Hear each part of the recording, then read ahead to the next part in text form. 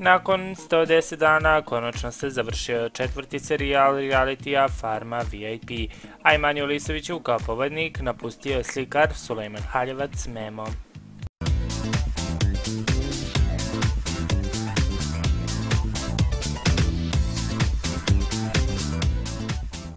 Sinoć je održano veliko finale realitija Farma, a pobednik četvrtog serijala je slikar Memo.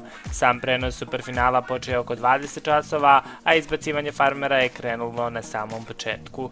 Prvi superfinalista koji je izbačen sa farme bio je Ša, drugi je Aki, treća je Goca Božinovska, a za njom je izašla Radojka. Do samog kraja su bili ostali Stanija i Memo, ali je Starleta osvojila značajno manji broj glasova.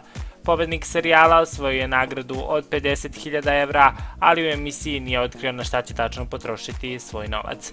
Farma je trajala 110 dana, a svi gledaoci koji vole ovakvu vrstu programa mogu da se raduju, jer će nova sezona Farme početi za 2 meseca.